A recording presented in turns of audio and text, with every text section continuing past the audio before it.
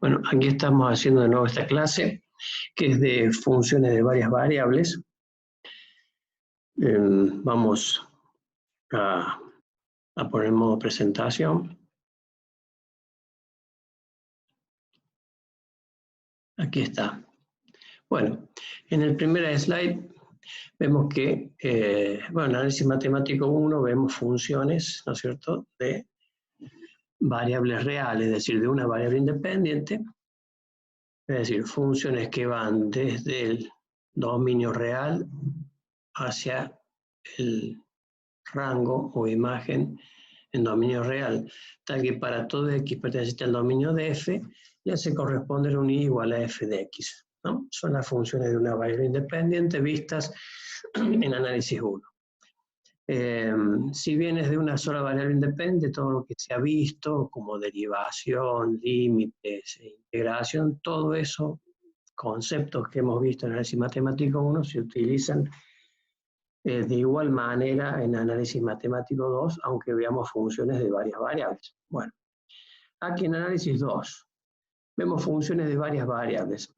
La clasificación general y grande, digamos, es esta, y se divide en tres campos, digamos, tres grandes grupos: campos escalares, funciones vectoriales y campos vectoriales. ¿Qué son los campos escalares? Bueno, vemos el caso general, lo definimos acá.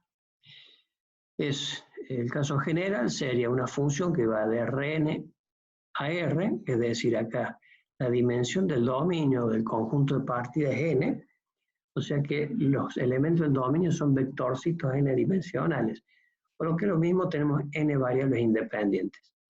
Y como variables dependientes, una sola, una variable escalar, conjunto de llegada.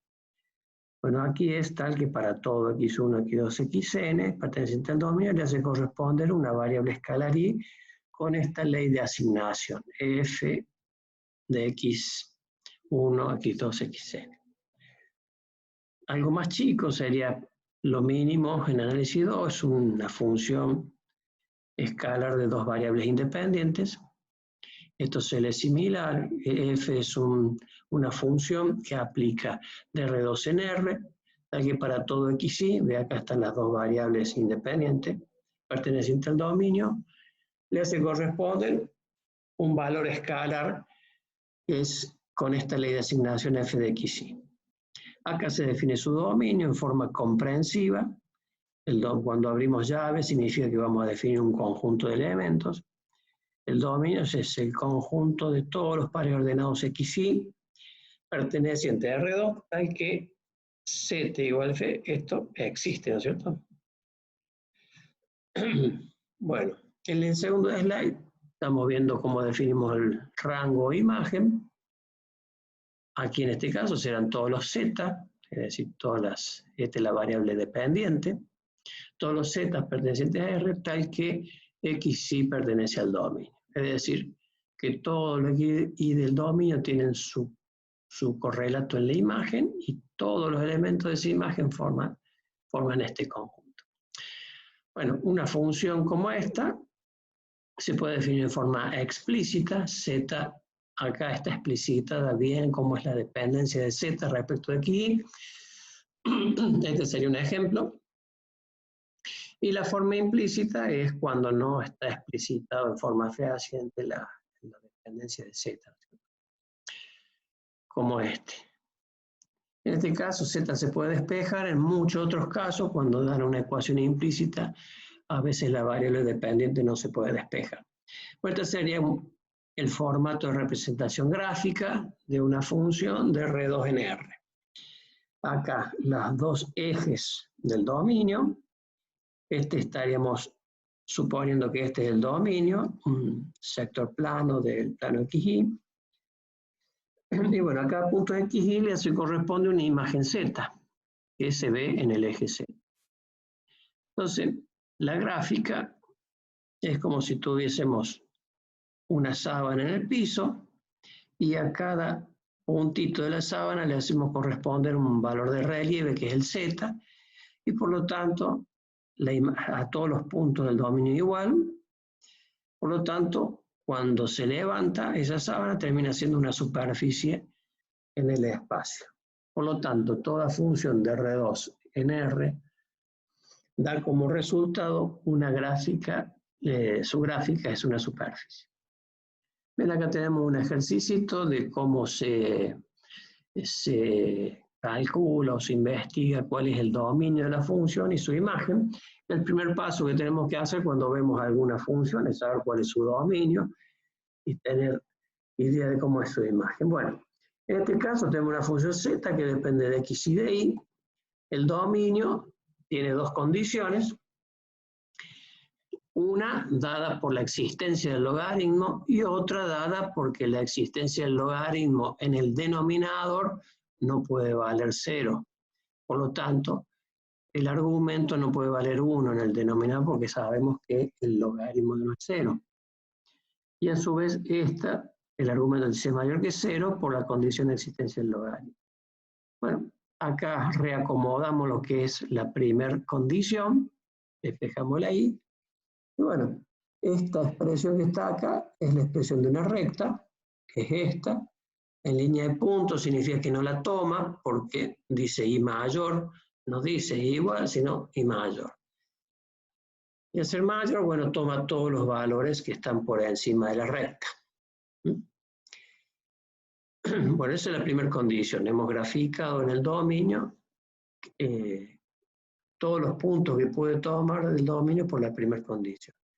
La segunda condición, al despejar, es que no puede tomar los valores de esta recta.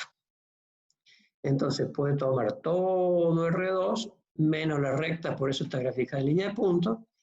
Y bueno, aquí lo que hacemos es juntar todo, es decir, hacemos la intersección de las dos condiciones y me da que pueden ser todo lo que están arriba, todos los puntos que están arriba de la primera recta, que es esta que corta en 2 y 2, menos la recta que está acá intermedia.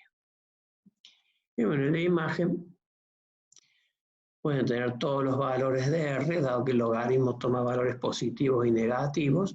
Lo único que no puede tomar es el valor 0, ¿no es cierto? Porque esto jamás se puede hacer 0. Bien. Este sería un ejercicio de cómo graficar una función regular.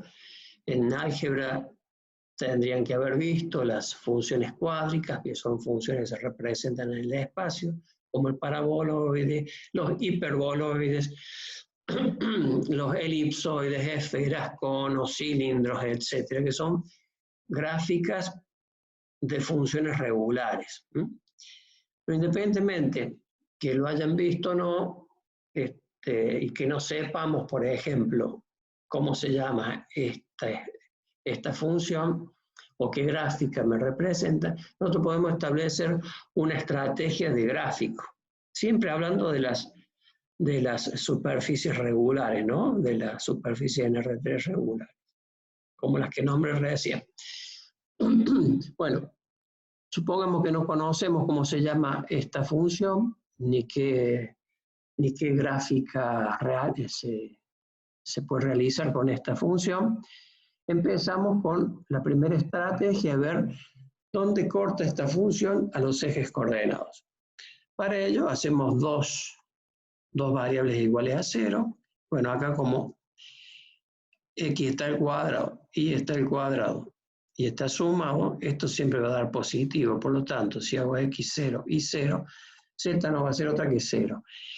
Y cuando voy a las otras combinaciones, bueno, siempre me da 0, es decir, es obvio que el corte en los ejes pasa por el punto 0, 0, 0, es decir, el corte en los tres ejes pasa por ahí, en este punto. Luego, la segunda estrategia es ver cómo corta la superficie a los planos coordenados. Para ello, lo que tenemos que hacer es una variable 0. Por ejemplo, x igual a 0. Eso significa que voy a graficar todos los puntos de mi superficie que tienen componente x igual a 0. Eso en la función me da esto. Hago 0x, me queda esto. Significa que con x igual a 0 me va a cortar al plano y Z en una parábola como esta. Estos son todos los puntos de la superficie que tienen x igual a 0. Hasta ahí. Lo mismo hago con las otras, es decir, y igual a 0, tengo corte en el plano XZ, y también me da una parábola. Con Z hago lo mismo. Hago Z constante, por ejemplo, Z0 acá. Pero bueno, como tengo x cuadrado más y cuadrado igual a 0, esto hace referencia a circunferencias. Entonces, cuando es igual a 0, tengo una circunferencia radio 0. Estoy acá en el punto S. Pero también puedo seguir con la estrategia, como yo sé que Z es igual a x cuadrado más y cuadrado, puedo tomar otros valores constantes de Z, como Z igual a 1. Entonces significa que a la altura de Z igual a 1 tengo una circunferencia de radio 1, que es lo que grafico acá. Sería Z igual a 1 en el espacio, es un plano que pasa por Z igual a 1. Y mi superficie lo corta con esa circunferencia de radio 1.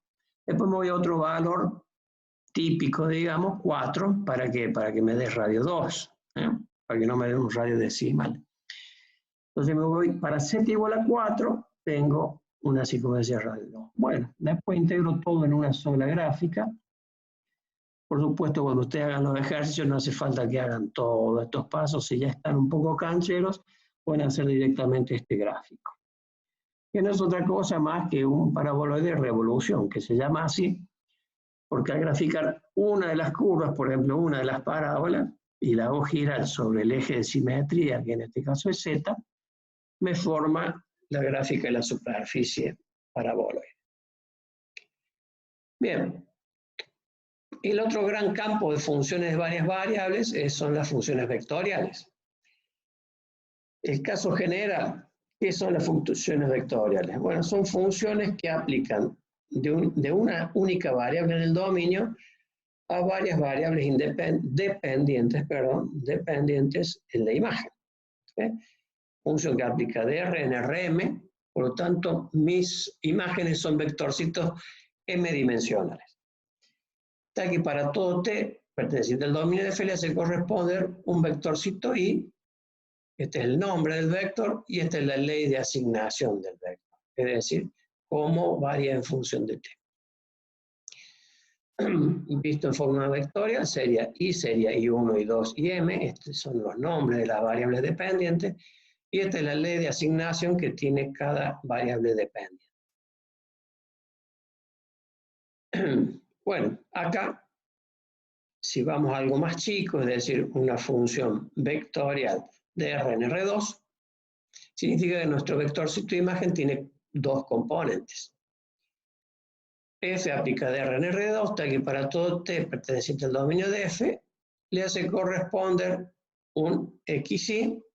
Acá está el nombre de las variables del vectorcito de imagen, le llamamos xy, y esta es la ley de asignación. Por supuesto, la ley de asignación es vectorial, por lo tanto va a tener un F1 y F2. Acá está. Estas serían las ecuaciones paramétricas. En este tipo de función vectorial, el t se lo considera parámetro, sobre todo por el hecho de que en la física el t suele resultar ser el tiempo, y el tiempo es un parámetro normalmente que no se grafica, es decir, no se pone el eje tiempo, sino que lo que se grafica es la imagen, es decir, los vectorcitos de imagen. Estas serían las ecuaciones paramétricas. Y bueno, acá, ¿cómo se graficaría un punto? Simplemente se da un valor a t, según la ley de asignación de F1 voy a tener un x, según la ley de asignación de F2 voy a tener un y ese me genera un puntito en el dominio, perdón, en el espacio de imagen, que sería xy. Esto sería en forma vectorial, f de t, vectorcito, f1 de t por i, que este es el versor del eje x, más f2 por el versor del eje y, ¿no es cierto? Y esto me genera una flechita, un vector, que es f de t. Este es el vector posición que me indica dónde está el punto. Entonces, entre vector posición y punto hay una relación biunívoca y prácticamente significa lo mismo. En su dominio, bueno, son todos los t pertenecientes a R, tal que X y Y existe, ¿no es cierto?, a través de la ley de asignación. Y la imagen o rango serán todos los pares ordenados F1, F2, a través de esta ley de asignación, tal que tienen su correlato T en el dominio. Bueno, acá tenemos la posibilidad de hacer una función con imagen en R3. En ese caso, el punto estaría en el espacio tridimensional, ¿no es cierto? Este sería tal que para todo T perteneciente a D le hace corresponder al dominio, le hace corresponder un X y Z, este es los nombres de las tres variables dependientes, que son las que están en R3, y esta es la ley de asignación que por supuesto va a tener un F1, F2, F3, ¿no es cierto? Bueno, esto se ha puesto acá como para que hagan el ejercicio teórico ustedes de lo mismo que hicimos acá de R en R2, hacerlo ustedes de R en R3. Acá tendríamos un ejemplito de dominio imagen. Esta es una función de R, ¿ve? Tenemos T a R2, ve que hay dos componentes en la imagen. Bueno, T puede tomar cualquier valor, por lo tanto, es todos los reales, ¿no es cierto? Que si nos piden graficar el dominio, bueno, será la recta T. Y esto que está en negrita, flecha para un lado, flecha para el otro, con el origen significa que toma toda la recta. Bueno, acá la imagen, como es coseno y es seno, es fácil ver cómo es su imagen. Porque si buscamos cómo es la distancia al origen, este es un caso muy didáctico, digamos, ¿no es cierto? Buscamos la distancia al origen, nos da, fíjense, esto que está acá es la ecuación fundamental de la trigonometría, esto siempre da 1. Por lo tanto, cualquier valor que le pongamos a T me va a dar puntitos de la circunferencia. Lo cual me está diciendo que toda gráfica de una función vectorial me da una línea. Es decir, un elemento T me da un puntito en la imagen, y a medida que va variando T va dando varios puntitos en la imagen que generan una curva, ya sea en este caso en el plano, o en otro caso cuando sea de R en R3 en el espacio. Y acá tenemos la X cuadrado más Y cuadrado igual a 1, que es lo mismo que estar hablando de esto, ¿no es cierto? X cuadrado más Y cuadrado igual a 1, que es la ecuación fundamental de trigonometría, y esta sería como la circunferencia trigonométrica, radio 1. Esta sería la imagen, son todos los X, tal que cumple eso. Bien. Acá, otro ejercicio. Este ya no es para graficar porque tiene cualquier tipo de ley de asignación, este es F1, F2 y F3. Esta serie de R en R3. Entonces tengo como imagen vectorcitos de X y Z. Acá para definir el dominio tenemos que tener en cuenta de que tienen que existir las tres componentes de la imagen. Por lo tanto, cuando yo saque el dominio de la primera, el dominio de la segunda y el dominio de la tercera componente, su intersección me va a dar el dominio de toda mi función vectorial. Es decir, para que puedan existir las tres componentes. Entonces, la primera componente no tiene problemas respecto a T, es toda la recta T. La segunda componente es raíz de T, aquí ya si hay restricción, T tiene que ser mayor o igual que 0, y acá está la tercera componente, tiene las atribuciones, digamos, del logaritmo, por lo tanto, 10 menos T tiene que ser mayor que 0, eso significa que T tiene que ser menor que 10. Bueno, hacemos la intersección de las tres, y me da que el dominio tiene que ser este intervalito. semicerrado o semiabierto, es decir, cerrado en 0, abierto en 10. Bueno, y la imagen sería esta. Bueno, campos vectoriales. Este es el otro grande grupo de las funciones de varias variables. El caso general sería funciones que aplican de Rn en Rm. Es decir, mi dominio es un vectorcito, son vectorcitos n dimensionales, y la imagen son vectorcitos m dimensionales. Entonces está aquí para todo vectorcito x1, x2, xn, perteneciente al dominio de f, le hace corresponder un vectorcito y, este es el nombre del vector imagen,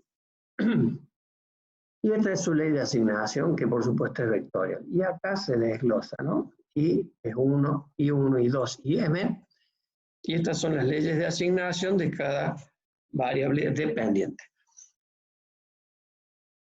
Ahora, si vamos a algo más chico, una función de R2 en R2, un campo vectorial de R2 en R2, tenemos esto, ¿no es cierto? F es un campo vectorial que aplica de R2 a R2, tal que para todo XY perteneciente al dominio de F le hace corresponder un V. Este V sería el vectorcito de imagen, U y V son los nombres de las variables dependientes, XY son los nombres de las variables independientes, y esta sería la ley de asignación de las variables dependientes. F1 como depende de X y F2 como depende de XY. ¿No? El dominio. Bueno, el dominio son todos los pares XY presentes en R2, tal que la función tiene sentido, es decir, que existe esta función.